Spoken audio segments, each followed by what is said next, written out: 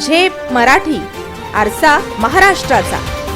धुळे महानगरपालिकेच्या निवडणुकीत भारतीय जनता पक्षाने बिनविरोध विजयाची मालिका सुरू ठेवली आहे. काल 3 उमेदवार बिनविरोध निवडून आल्यानंतर आज माघार घेण्याच्या अखेरच्या दिवशी प्रभाग क्रमांक 17 मधून अमोल मासुळे हे उमेदवारही बिनविरोध निवडून आले आहेत. त्यामुळे आतापर्यंत भाजपाचे एकूण 4 उमेदवार मतदानापूर्वीच विजयी झाले असून पक्षाच्या गटात यामुळे आनंदाचं वातावरण आहे. दरम्यान मंत्री जयकुमार रावल यांनी प्रतिक्रिया देताना सांगितले की भाजपाच्या विरोधात उमेदवारी दाखल केलेल्या अनेक उमेदवारांनी स्वतः संपर्क साधून माघार घेत असल्याचं कळवले आहे. या पार्श्वभूमीवर माघार घेण्याची मुदत संपेपर्यंत म्हणजेच आज दुपारी 3 वाजेपर्यंत आणखी काही उमेदवार बिनविरोध निवडून येतील असा विश्वास त्यांनी व्यक्त केलाय. धुळे शहरामध्ये भारतीय जनता पार्टीकडे 450 उमेदवारी अर्ज आले होते. त्याच्यामधनं 63 लोकांचे तिकीट आम्ही दिले आणि बाकी इतर लोक जे त्यातले काही लोक नाराज झालेत आणि त्यांनी अपक्ष किंवा बंडखोरी म्हणून फॉर्म भरला.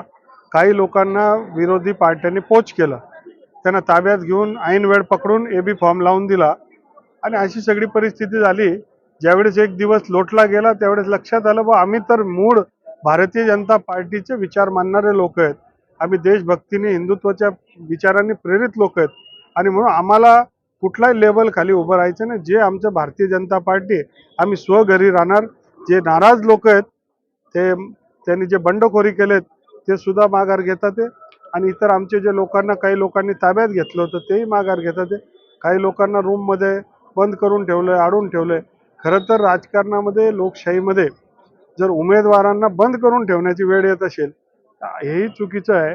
उमेदवारांना मुक्त पद्धतीने त्यांना जी भूमिका घ्यायची आहे ती घेऊ दिली पाहिजे आणि आपण पाहतोय की विकासाबरोबर सामान्य लोक आहेत, जनता आपल्याबरोबर आहे आणि मग अनेक लोकांनी ज्या रागाच्या भरात फॉर्म भरले होते ते विड्रॉल देखील करतात. आतापर्यंत 4 लोक माघार झालेत, अजून काय होऊ शकतात. जे झालं तर चांगलं, नाही झालं तर इलेक्शनच्या माध्यमातून जनतेला आम्ही विनंती करणारच आहे. परंतु महाराष्ट्रामध्ये विकास कामांना फार मोठा पाठिंबा मिळतोय. आमचं धुळे शहर हे मागे राहून गेलंय. स्मार्ट सिटी, सुंदर सिटी त्याला डेव्हलप करण्याच्या दृष्टिकोनातून लोक या विकासाच्या प्रवाहाला पाठिंबा देतात. निवडणूक प्रक्रियेतील या घडामोडींमुळे भाजपाने धुळे महानगरपालिकेच्या निवडणुकीत आपली आघाडी अधिक मजबूत केल्याचं चित्र स्पष्ट झालंय. अशाच वेगळ्या आणि ताज्या बातम्यांसाठी पाहत रहा झेप मराठी, आरसा महाराष्ट्राचा. संपादक प्राध्यापक अनिल चव्हाण, धुळे.